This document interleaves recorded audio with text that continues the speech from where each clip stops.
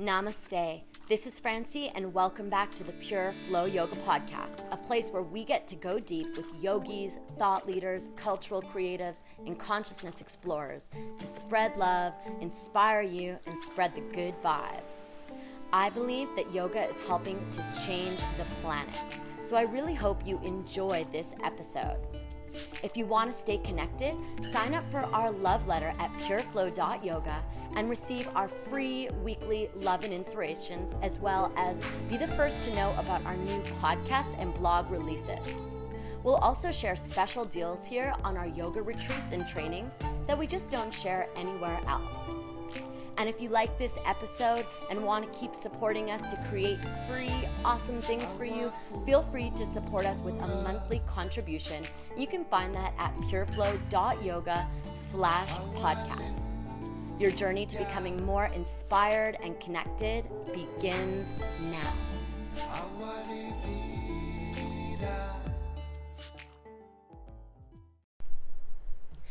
Welcome to the Pure Flow Yoga Podcast. Today, I'm so excited to welcome Simone McKay.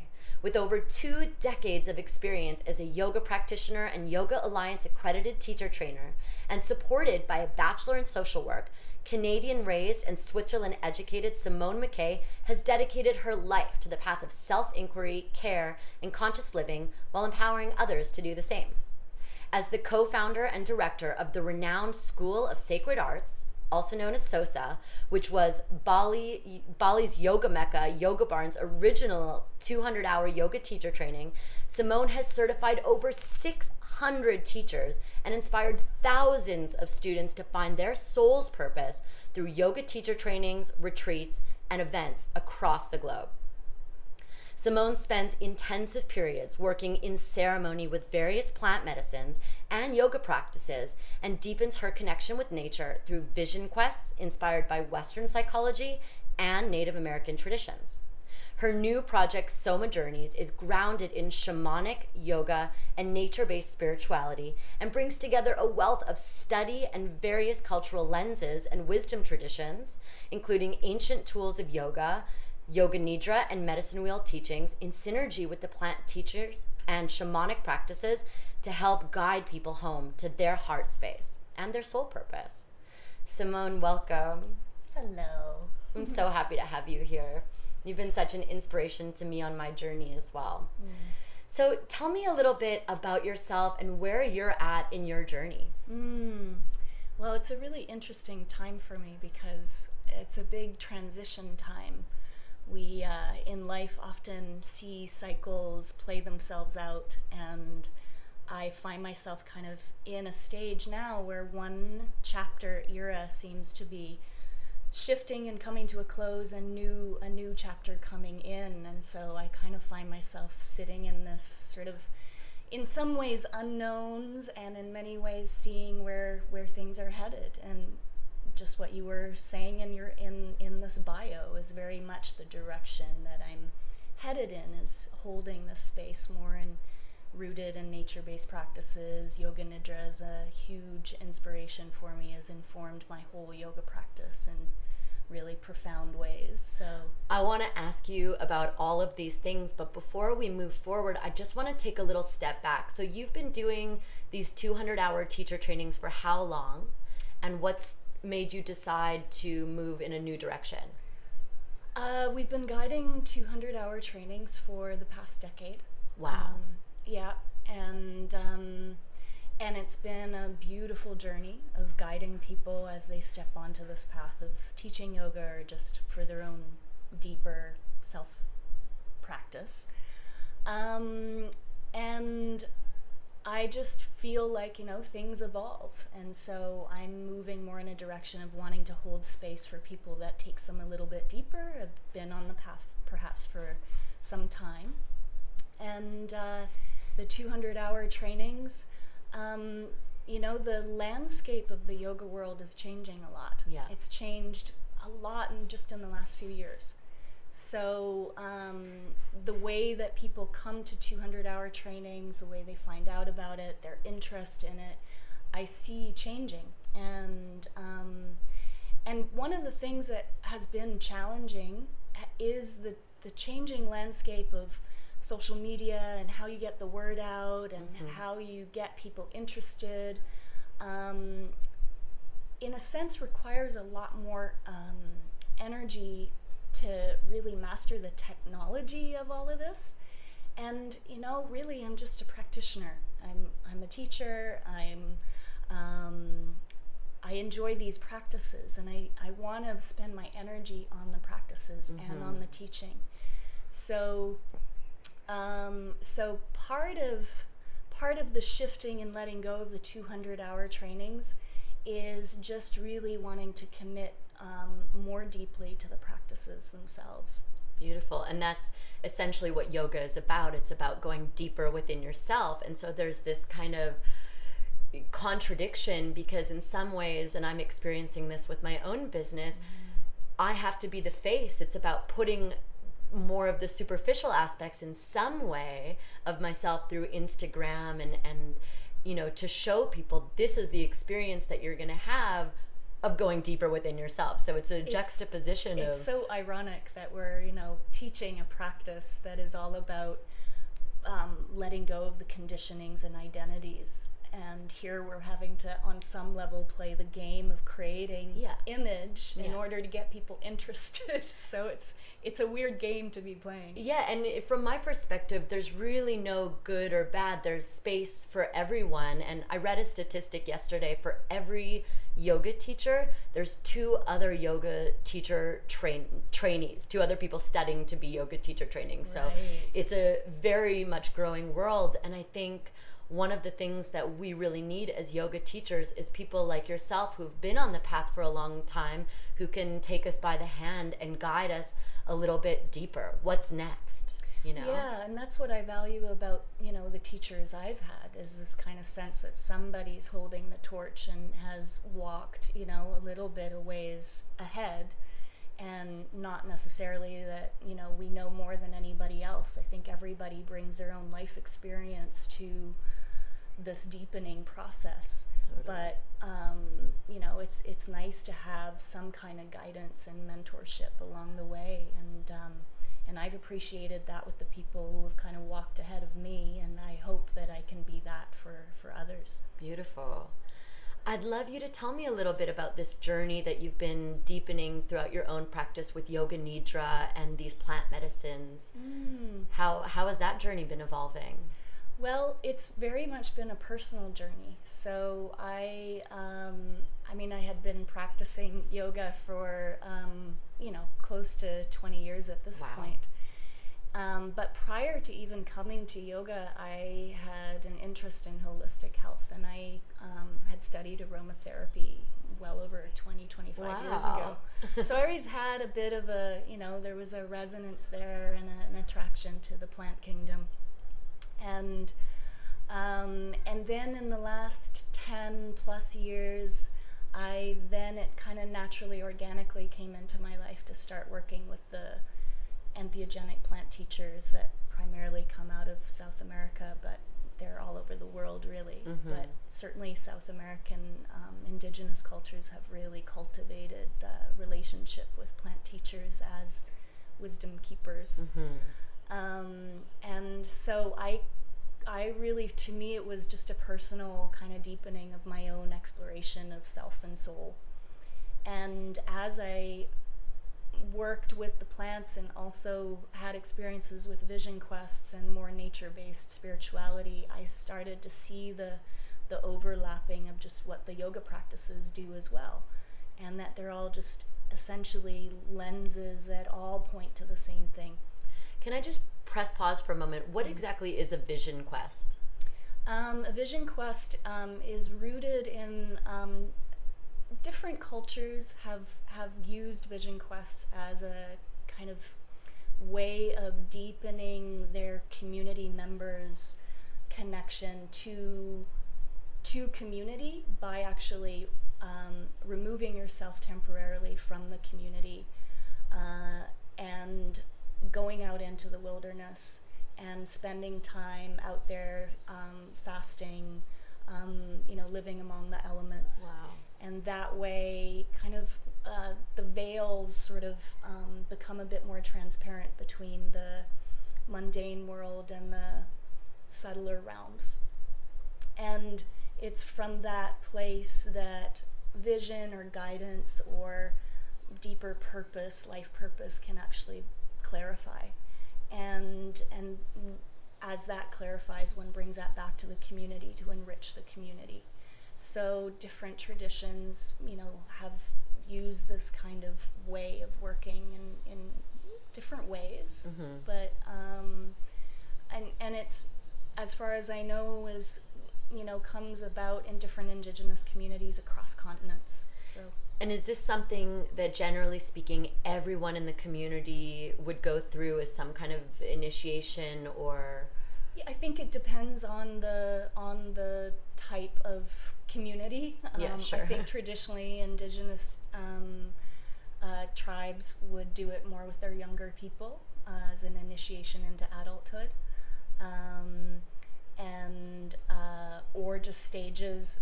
It's a form of rite of passage. Right, And a rite okay. of passage is just essentially moving from one way of being to another, and that it's marked through a ritual, through a conscious practice where that transition is very made conscious.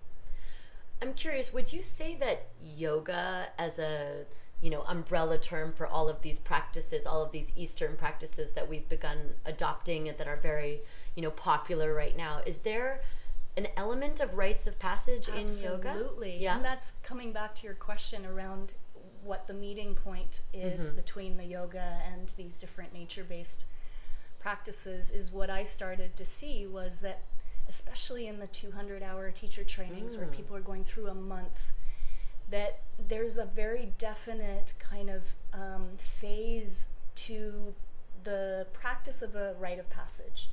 And I was seeing that people going through teacher trainings were going through that exact same process. So I started introducing that as a context to people's experience in teacher trainings. And it's very much kind of three main phases. One is a letting go phase, where you're surrendering and letting go of whatever doesn't serve you anymore. And you do that consciously, and you can do that through conscious practice, and a lot of the yoga practices do serve as a way of, what do I let go of with intention? How do I, fire ceremonies, mantra, even asana, breath work can all serve for that kind of letting go process. And then once you've created space, there's kind of an empty void, and that becomes the threshold phase of allowing things to surface, and at the same time kind of tilling the soil, of fertilizing the soil for planting new seeds. And so that threshold phase is kind of where the new seeds might be planted. You might not even know what that is or what that means. And then the third phase is a reincorporation phase. And right in that word, reincorporate, incorp is to embody. So how do we embody what new seeds we've planted? How do we live what we've attuned ourselves to? And so that then becomes the gift that you bring back to your community. And to me, all the yoga practices really can assist us doing this in a very conscious way. Sounds like the hero's journey as well. Absolutely. It's totally exactly that. And there's some discomfort along the way, that tilling of the soil phase. Absolutely. And this is where I've seen with the yoga practices as well as the plant medicine work, is that it really does, it brings to the surface things that have been kind of hidden away in the shadows, whether it's hidden away in our actual tissue of our bodies and our joints and so on, or it's stuck in our emotional realms or mental. It's like there are things that get kind of shuffled off into the dark spaces. And the yoga practices, as well as the plant medicine work, really brings all of that to the surface. And as one of my teachers of yoga Nidra, Kamini Desai, says, what is coming to go. So whatever is surfacing is actually being released. And that's part of that making space, and with intention, and being able to plant new seeds of Yeah, beautiful. The way I understand it is that yoga is really this tool that's available to us on a daily basis to help, you know, let go, till the soil, incorporate. Whereas something like these plant medicine teachers, are they more of a peak experience, or are you how I'd love to bring a little bit more light to what the plant teachers are, who they're of benefit to, and how it works exactly. Well, I always say the plant medicine work is not for everybody. I do think that it's one has to feel called to do this kind of work. What does that mean, feel called? I think it's like something in your soul and your consciousness goes, kind of perks up when you hear it, even if you don't know what it is. And that there's a sense of like, there's something there for me. I don't know what it is, but there's something there for me. And part of it might be about discerning, is it your mind that gets really excited about like, ooh, there's something new to try, versus is it something that's kind of coming from a deeper place, a genuine curiosity. Yeah, exactly. So that to me is what a calling feels like. And oftentimes I think people feel called to things and they end up in places. I've seen this many times on our yoga trainings. People are there and they're like, oh, I had no idea this is what yoga is about. You know, I thought I was coming for this reason, but I'm realizing I'm here for a much deeper reason, and that is also a calling. But back to your question about the plant work. Plant medicines are, and you know, I think there's different ways that the plant intelligences work with us. And so the ones that I've been working with specifically, and they're increasingly becoming more known in the mainstream, but I've been working with ayahuasca, with Huachuma or San Pedro, and I've been working with some plants that one in the South American traditions one calls dieting. So you work quite intensely for intense times with a particular plant along with other ceremonies, and those plants bring a certain intelligence, and it's like they know what you need, not what you want, but what you need. Key distinction. Yeah, and I think one of the similarities that I see with the yoga practices is that this whole notion of samskaras, this notion of that we have a lot of preconditioned, it's like we're informed by our past experiences. And these conditionings, if we're unconscious about them, they kind of just run our life. And the yoga practices bring attention to, in a sense, reprogramming how we can let go of conditioning, and how we can really just live from the moment and live from a place where we're informed from a deeper soul heart place than just our conditioned mind. And yoga looks at this, and meditation looks at this with an enormous amount of, you know, insight and depth of understanding how the mind and all the layers of our being operate. And we can, if we practice and study yoga, it can remain kind of in the intellectual realms. I mean, yes, as we can practice yoga, and that will move a lot of energy and move things through our body, but we can kind of bypass certain things.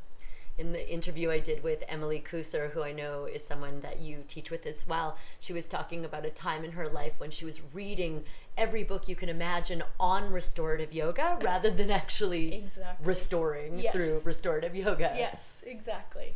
So the practice is definitely really important, but we can kind of get sidelined and sidetracked of like just keeping it intellectual.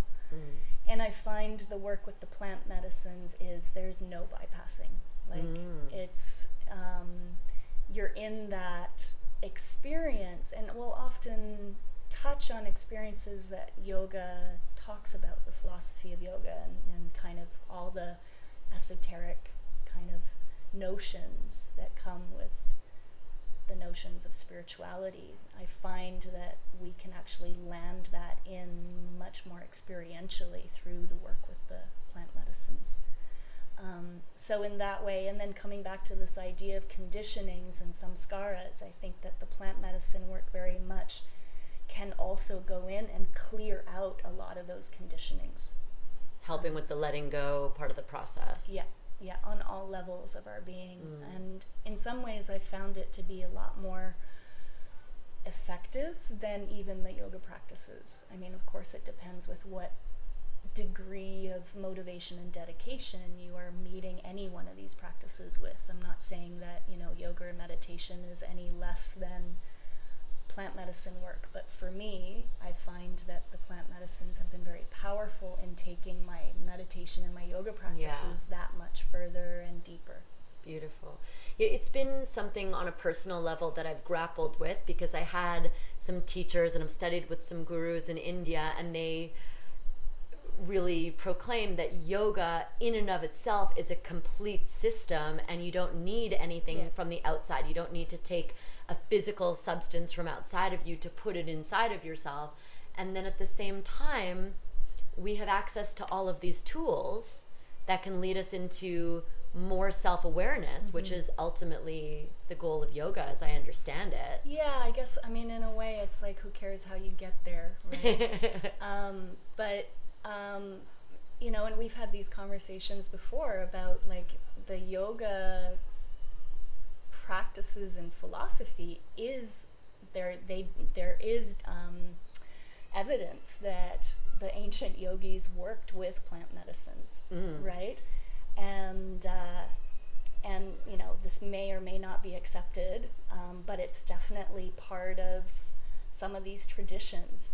And the other piece is that as human beings, we have co-evolved with the plant kingdom. We are in close, interconnected relationship to the planet around us, in particular with the plant world. And we have receptors in our brains that perfectly fit together with the plants, however that works on the level of neuroscience and so on.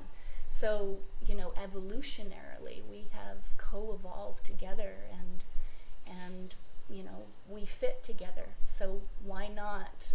We feed ourselves with plants, right? So why not feed our spiritual journey with the assistance that we can gain from them? I love that. Yeah, I was really blessed to spend some time studying with Matthew Clark, who's a scholar who shared on a retreat I did in India a few months ago at this stage. And he wrote a book, Soma, Homa, and Ayahuasca, where he identified something like 12 plants in South Asia that can be combined to create the DMT, is it? Exactly. The brew. Yes. And that this was the secret ceremonies that the Brahmins, this upper caste of yogis in India, were using in their ceremonies. And in the Bhagavad Gita, in all of these texts, in these sacred ancient texts of yoga, they allude to this sacred elixir that was being used by this Brahmin caste. And he basically identified that Soma, which was what's being alluded to, is ayahuasca. Yeah. So it's very relevant and very current that this is being unpacked. And again, Absolutely. like you're saying.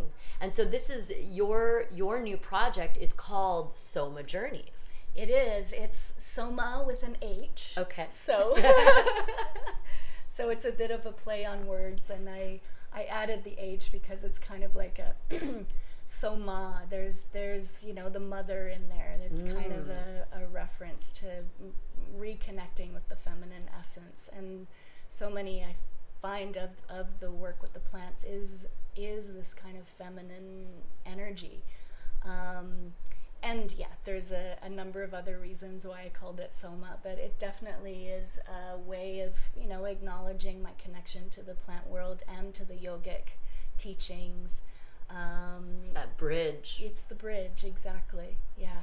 What do you mean when you say feminine energies? Well, I think we've been we've come out of a time of many thousands of years of there being an inherent imbalance between masculine and feminine, and I feel like we're coming into a time where there's a need for bringing about more balance, and we see this reflected in the outer world with, you know, the earth not being taken care of well. I believe humanity has a role of stewardship, which we are failing at hugely. Lots of opportunity for growth there. Right, definitely.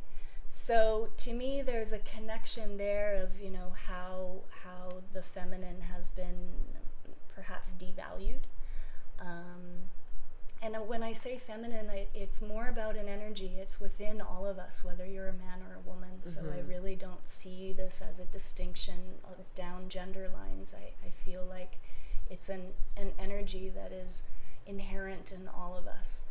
Some of us may have a predominance of one or the other, but I think that we need to restore our relationship to valuing the feminine and masculine equally, and restoring our understanding of what it means in a healthy balance. Like, what is the healthy masculine, what is the healthy feminine? And that's tricky territory, because I'm sure we all have our own definitions of what that is, and then it gets confused with gender roles and so on, and that's I think where we need to get clear about what it means to restore that balance within ourselves, and then how that restoring a balance within ourselves, how that then ripples out into our relationship to our, you know, our people in our lives, to the planet itself. And within the yoga world itself, something that I'm noticing is that all of the yin yoga classes and the restorative and the yoga nidra, these more feminine practices, I mean, in that sense of the feminine essence of receptivity and allowing and slowing down, less doing and more being. Absolutely. It's really on the rise. People are so much more interested in this than they were, you know, even just 5 years ago, when it was all about vinyasa and power yoga and hot yoga. Yes. So that's a restoring of the balance within the yoga community. And I know that Yoga Nidra is a huge part of your journey, and I'd love you to just tell us, what is Yoga Nidra? What are the benefits? And also, where is the overlap with, you know, the plant medicine or the other aspects of the Soma journey? Yes. So Yoga Nidra is one could call it a sleep-based meditation. And Sorry about that. we just got distracted. It's really a unique meditation that guides us through varying states of consciousness, so that we remain conscious through, you know, in neuroscience it would be looking at the different brainwave states. In the yogic philosophy, it's an exploration as we drop through the koshas, the 5 layers of our being, which include our physical body, our breath and energy body, our mental body, our emotional body, our wisdom body, right through to the very essence of who we are, our kind of soul, blueprint in a sense. So we have very specific kind of methods of how to explore those different layers of our being, these different brain frequencies. And it's a very comprehensive practice. And it's a practice that has tremendous power in the non-doing. And it teaches us many things about, you know, what yoga essentially is teaching us, and bringing questions around, you know, who we are at our essence, and also allowing us to deepen our self-inquiry in very tangible kind of ways, but magically in very non-doing ways. You just basically lie there in shavasana and follow a guided, you know, practice. But once you really understand what the practice is about, it has the potential of unfolding, you know, a lot of magic in one's life, which I've been experiencing, you know, quite profoundly. So I'm really passionate about the practice. it also has a very effective and useful way of integrating healing and integrating. So it's been found to be very useful for trauma work, for addictions, for anxiety and depression, stress in general. So even if you're not interested in the whole spiritual journey, it's very effective in stress reduction. So just from that perspective, it's incredibly useful. And I think you studied something called I rest, which was sort of a non woo woo version of it to make it more accessible to people, right? Yes. So I have several teachers who are all kind of spearheading the Yoga Nidra movement. And as one of my teachers, Uma Dinsmore Tooley, who's written an incredible book called Yoni Shakti, that's a sidebar, but we've been recommending that one. Yeah. But I like how she describes it. There are different tour buses that are kind of the different methods of Yoga Nidra, all these different schools that teach their own kind of approach to Yoga Nidra. They're like a tour bus that go into the landscape of the consciousness of Yoga Nidra. So they all have their own sort of way of exploring this consciousness that is Yoga Nidra. And iRest was created by Integrative Restoration, was created by Richard Miller, who I studied with for a couple of years ago. And he's a psychologist, so he's been a long time yogi and meditator. And back years ago when yoga was still too woo-woo for most mainstream, he wanted to make it accessible to the layperson. So he kind of took all the woo-woo yoga language out of it and called it iRest.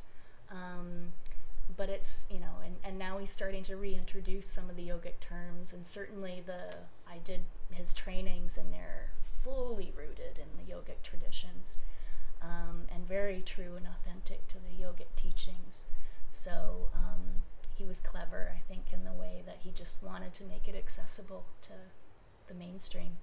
And I think also the Western mind, we need some sort of scientific validation sometimes. We want to trust so much in the magical and in the direct experience, but I think it's also comforting somehow to know that this is the brain state you're in and this is the journey of the next brain states. What are the names of the brain states again? There's alpha, beta, theta, and delta. And then there's gamma in there too.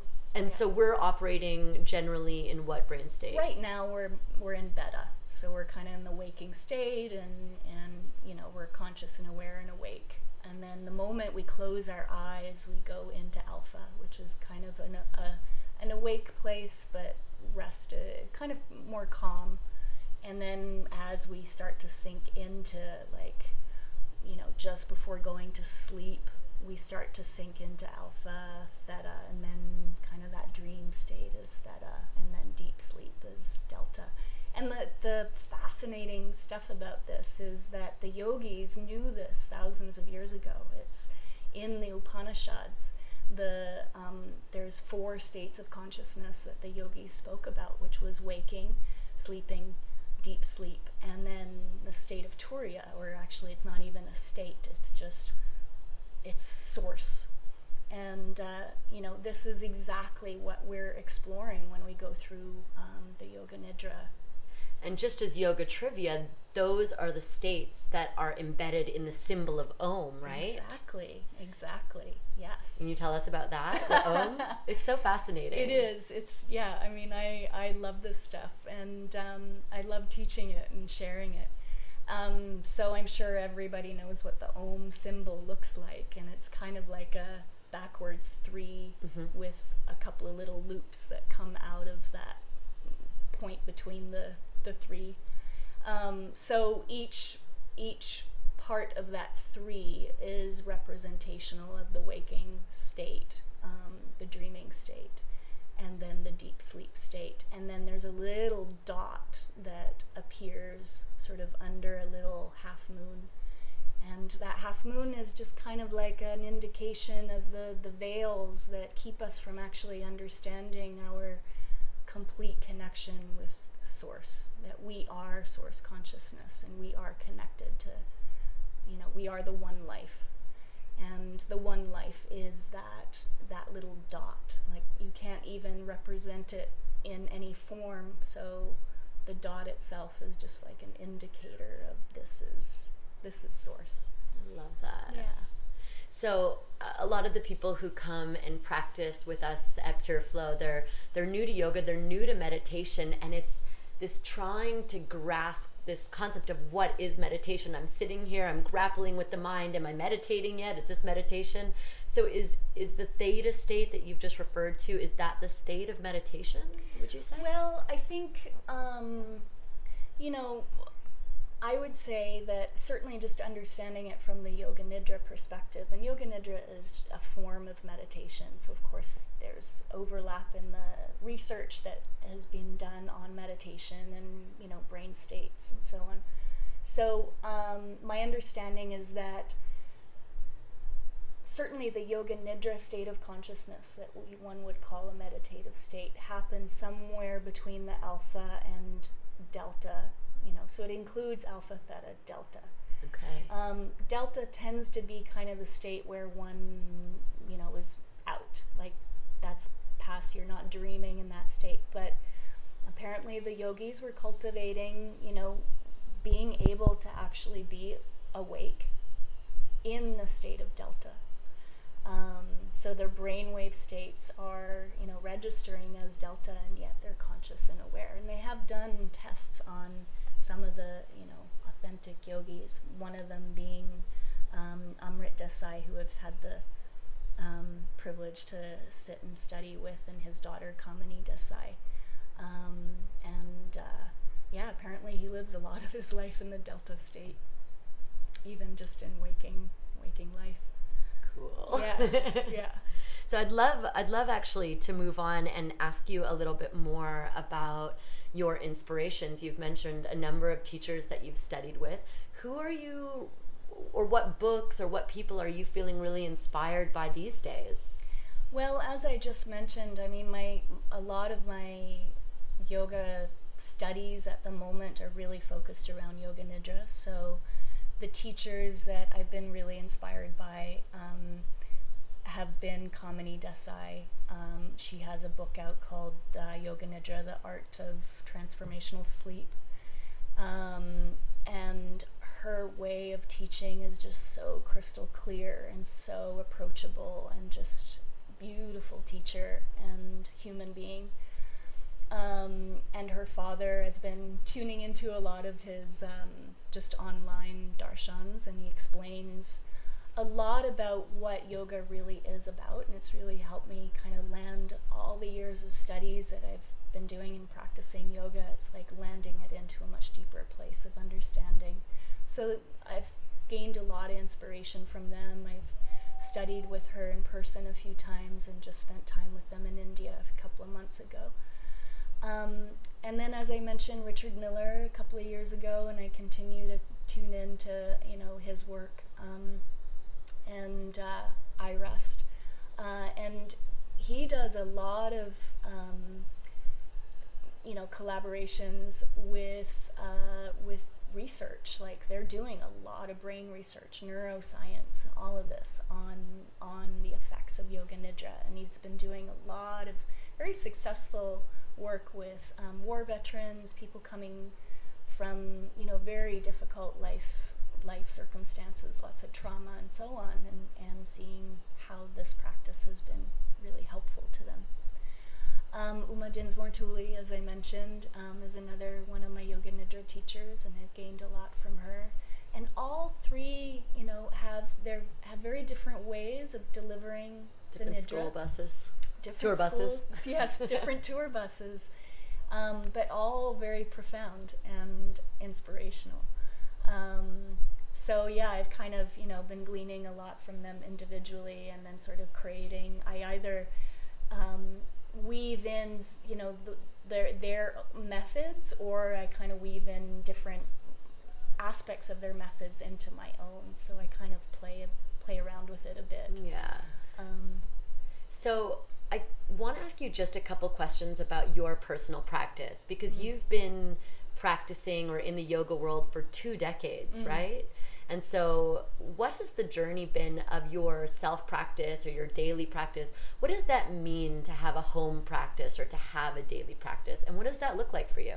Yeah, it's interesting. You know, I've always had a little bit of an uncomfortable relationship to the notion of daily practice, especially as like a yoga teacher and practitioner. You know, it's like we have to be really serious about our daily practice. And for many years, it's I would have to admit to myself that I didn't have a daily asana practice. Like it was regular enough, obviously, to give me a lot of benefits. I was learning a lot from going to classes and really kind of soaking that up. And then I kind of made peace with the notion of, you know, we can get a little bit caught up in the idea that a self-practice is just about being on the mat and doing asana.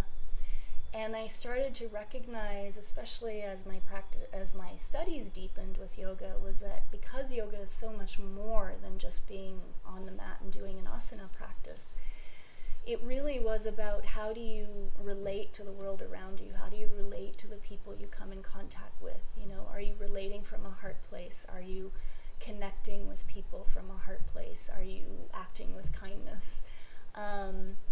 Are you, you know, being conscious and aware of like the times that you do lose your cool or you're not, you know, that pleased with yourself, like, you know, just cultivating self-awareness in those moments, those day-to-day moments. And compassion, it sounds like. Absolutely, yeah. And then I would say part of my, what I am committed to is just taking moments of my day to just, you know, whether it's sitting for 5, 10, 20 minutes, quietly contemplating, perhaps journaling, like there's some self-reflection that happens on a day-to-day basis. And one thing, especially as I've had this very nomadic life for the last 15, 20 years, is that I always have a little altar.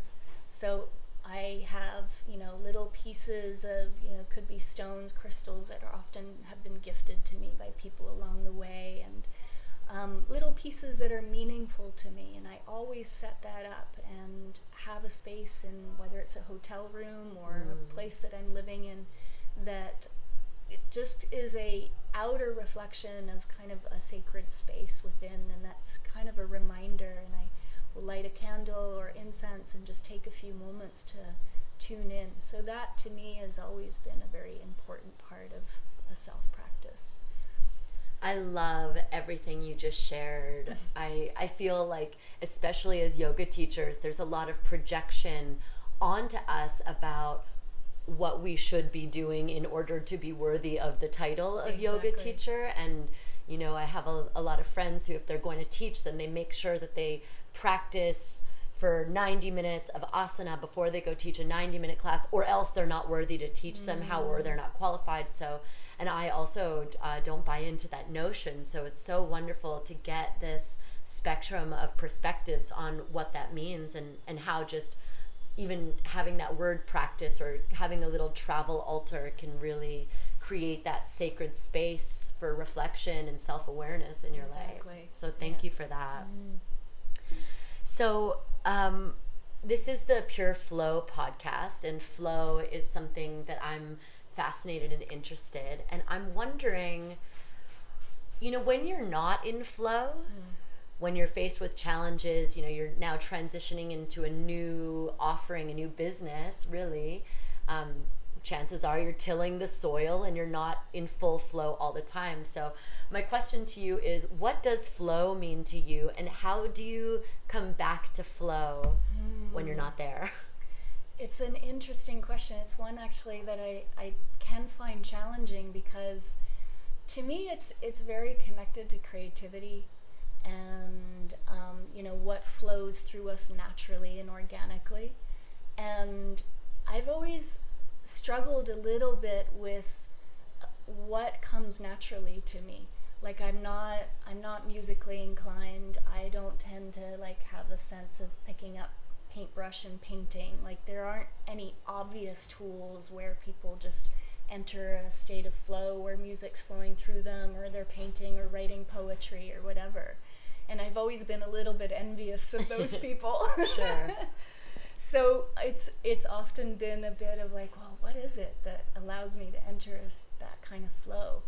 And honestly, it's a bit of a challenge that I've been grappling with over the last kind of couple of years. And I think a big part of this transition for me right now is, how do I tune back into what comes naturally, creatively? How do I have more fun?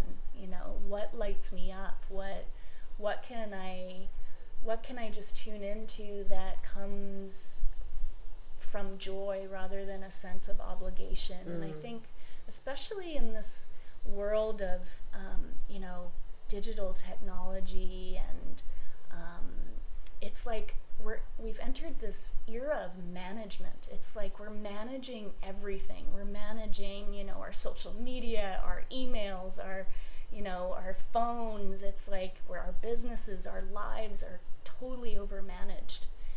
And when that happens, it crowds out the time for flow.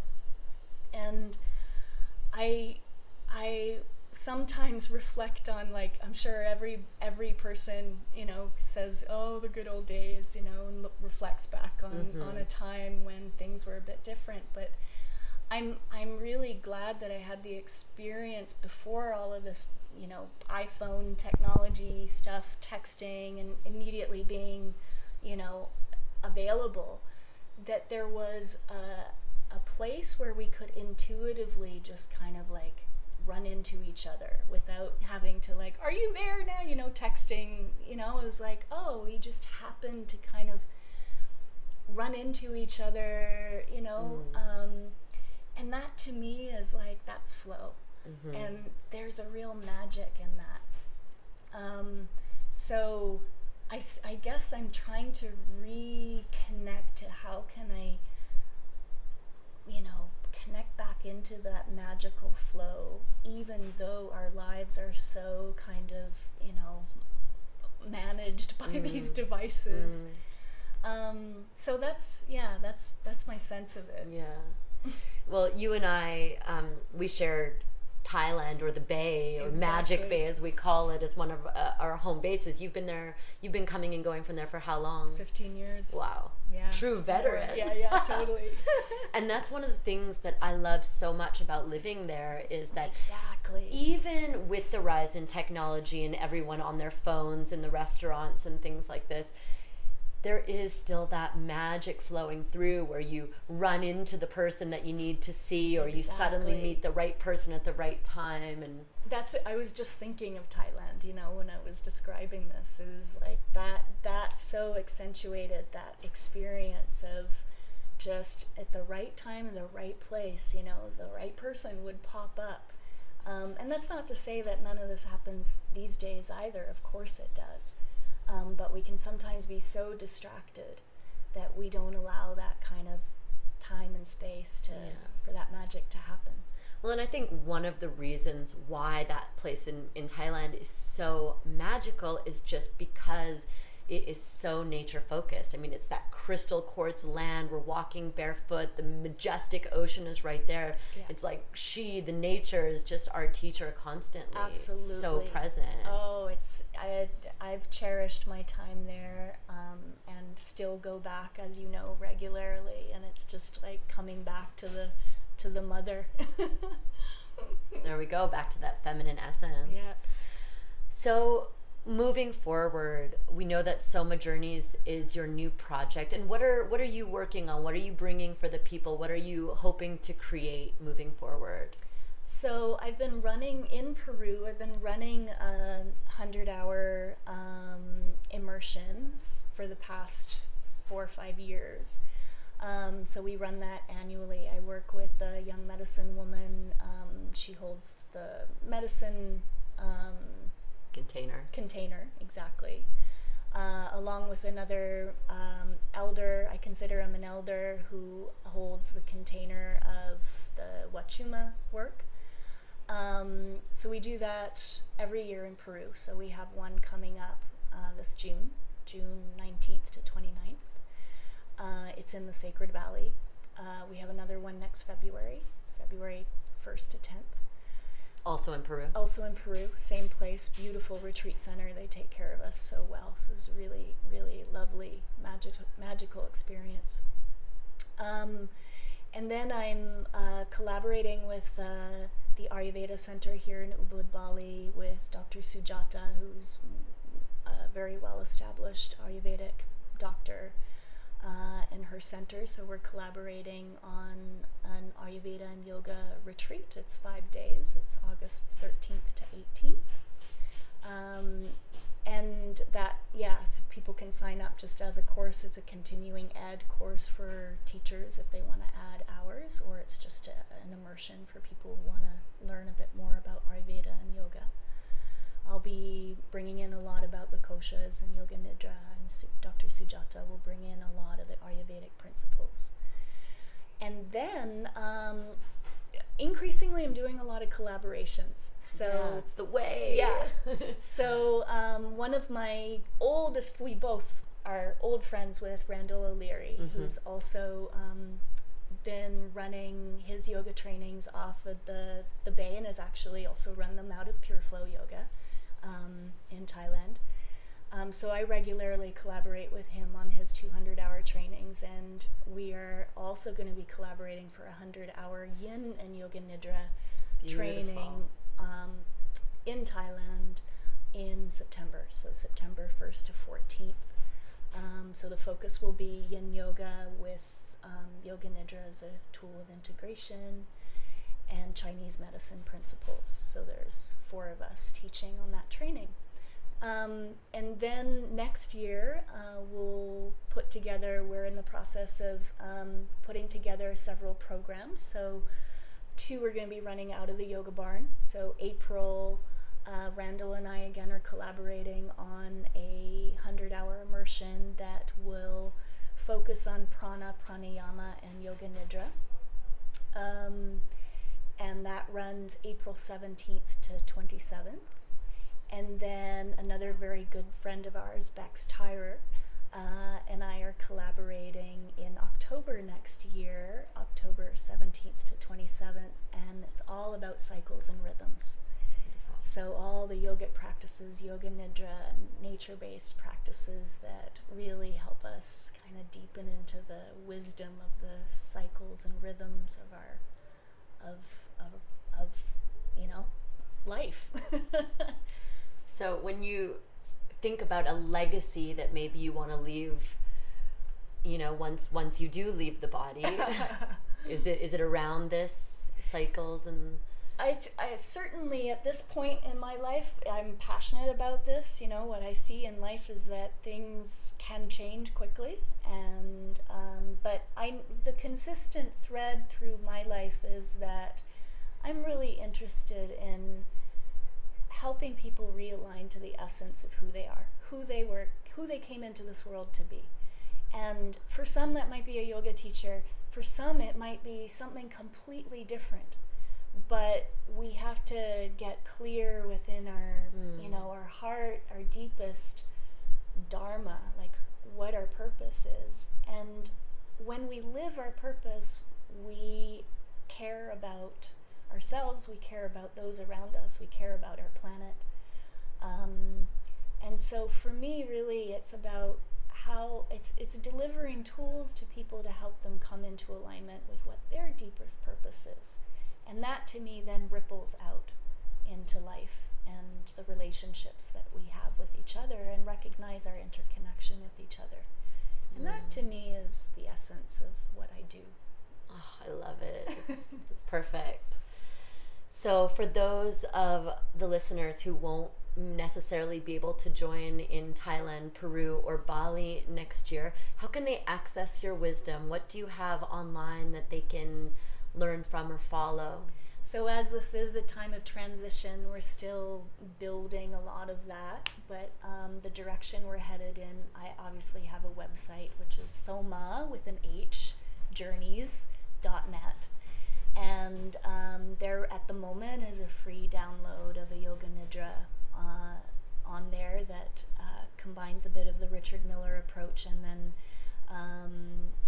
my own approach to conveying a teaching that came through the medicine wheel teachings from an elder that I've had the privilege to sit with over the last few years from the Blackfeet people. So there's a free download there, and increasingly we're going to be adding more Nidras that people can download, and then we're looking at some online content over the time to come. So all of this is still in process, but that's where it's headed. Beautiful. And we'll include all of the links in the show notes so people can access your free download. Great. Is there anywhere else that we can look for you? somajourneys.com, and do you have an Instagram? It's somajourneys.net. .net, pardon me. Yeah, Instagram, Soma Journeys, and Facebook, Soma Journeys. And so it's transition. We have a lot going with School of Sacred Arts, so there's still a School of Sacred Arts website, and so there's still a lot of information contained about what I have done up until this point, and sort of, Wonderful. It has been such a pleasure to journey with you on this conversation. Thank you so much. Thank you so much for taking the time to share with us, and blessings on your transition. Yeah, thank you so much.